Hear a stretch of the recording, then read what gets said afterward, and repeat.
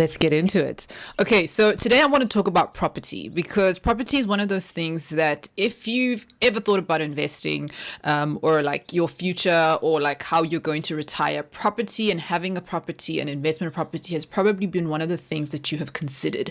So I want to talk to you about that today. If you are new here, hi, my name is Nyaki. I talk about making money, but also about making money babies here on the internet.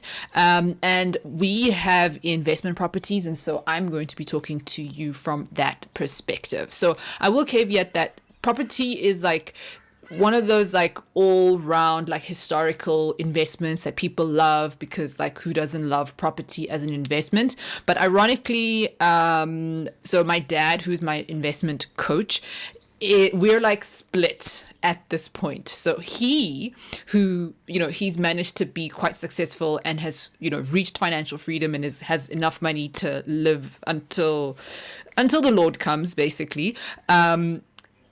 Does not believe in property as an investment. And I do. And that is interesting, you would think.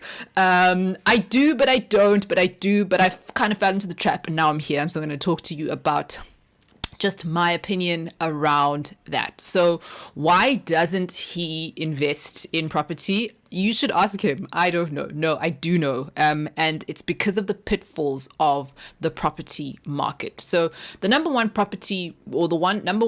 pitfall in the property market is tenants. If you ever have rented a space or tenants are crazy. And so there's a huge risk in terms of tenants and occupancy rate in investment properties. So, the fear is always that you invest all of this capital or you have all of this money in a piece of property and someone is spending like a really low amount of money, a couple of $1,000 a month to rent out this property and has the potential to like run it to the ground. So like they are effectively like degrading your property over the long run, right?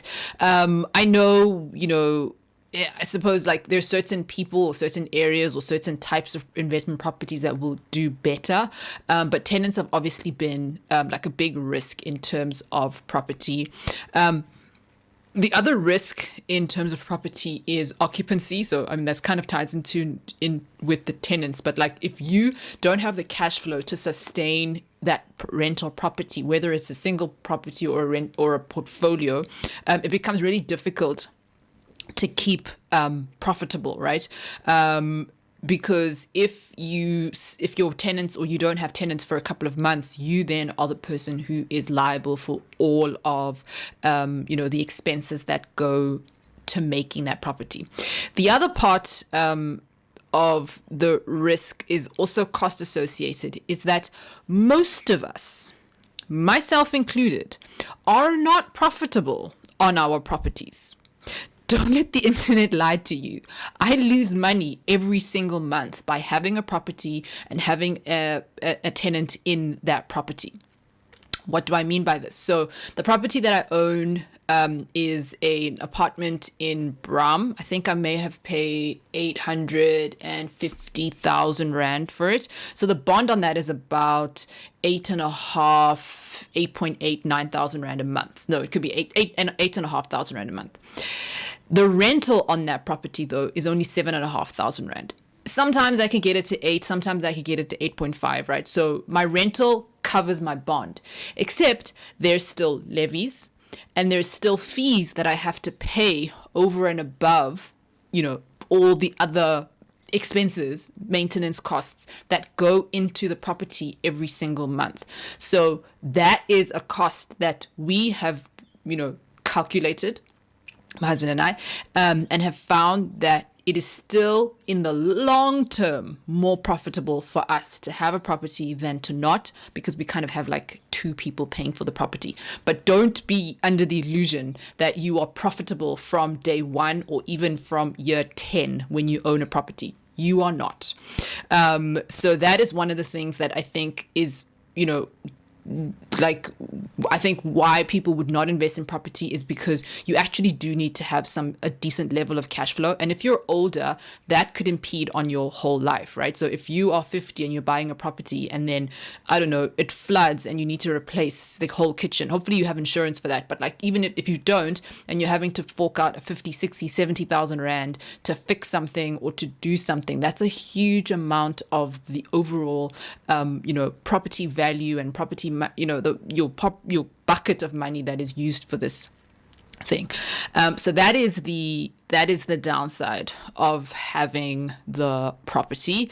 Why do we have property in the property market? Well, we got 2 really great apartments in what is called an urban tax-free zone. That's not the right word.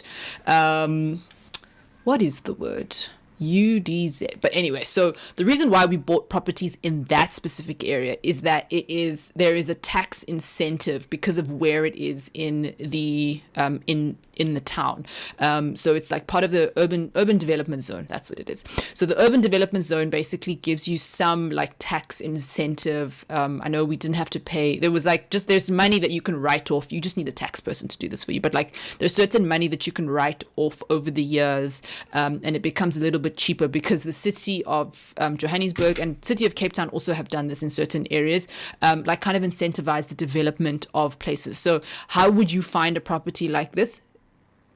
Like the gentrification that's happening in places, look at properties in gentrifying areas. The reason why they're gentrifying is because the city is incentivizing developers and property owners or, potential property owners to buy in that area so that they can kind of redevelop those areas. And so it's those areas like not Braamfontein. Braamfontein is not a UDZ zone, but like the place that we have is... it is in Braamfontein, actually. In Braamfontein, not Maboneng. I wanted to say Maboneng, but not Maboneng. In like Braam, for example, where you have certain pockets of areas that you get incentivized from a tax perspective.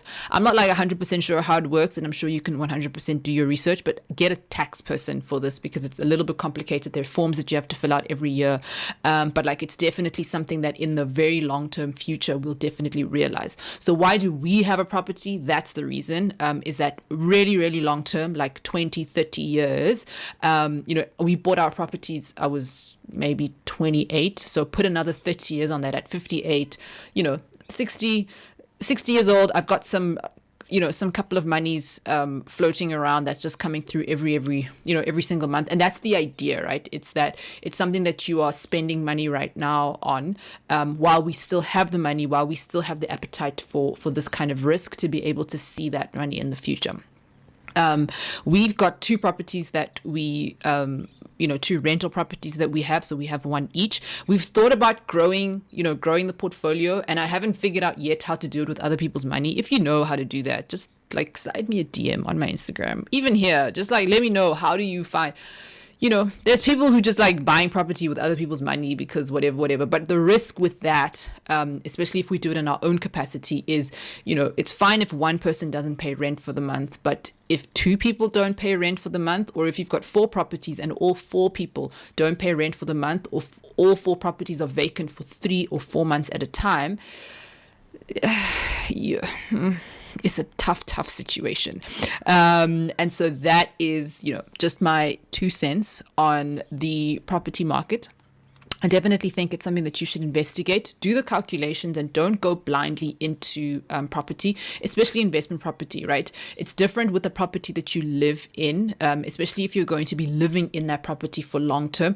Oh, that's another thing about property generally, is that, when you're buying a house, especially, but if it's your primary residence, consider before buying, consider how long you're going to stay in that property. Like, one of the things my dad is like a little bit disgruntled about with us as a generation is that we stay in our houses for like 3 years, 5 years, 6 years, and then we're like, we're selling it. And you don't actually realize the value of your property if you do that.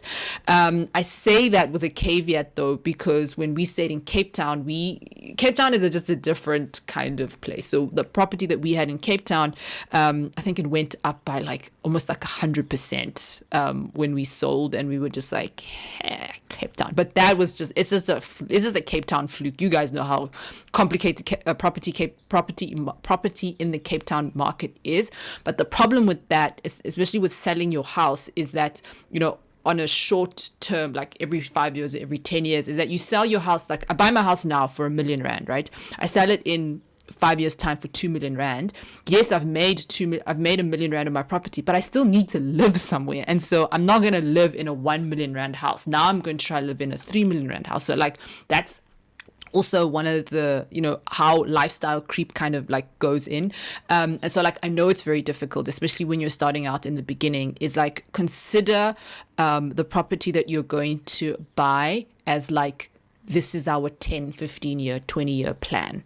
Obviously it's very difficult to plan like that, especially if like your family's going to change and your life is going to go, but like, consider those things, right? So even if you buy in an area that is a little bit, you know, in an area that is more affordable, a bigger house if your family's going to grow, or like we bought a house that was completely run down. We bought a renovator's dream, and I am a renovator, and so we spent some substantial amount of money renovating a house that would ordinarily we would not have afforded, right? So like, we bought a renovator's dream, we made it the way that we wanted to look, and we've obviously increased its value like that, but we'll definitely be in this house for the next 10, 15, 20 years, just because we want to be able to realize the value of investing in a property like this.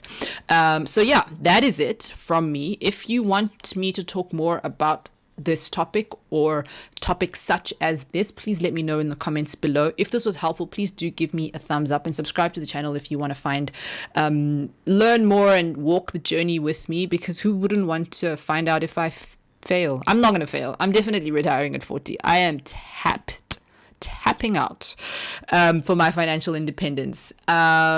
If you have any questions, please do let me know. Slide into my DMs on my Instagram. I love getting questions from you guys, and I will see you somewhere on the internet.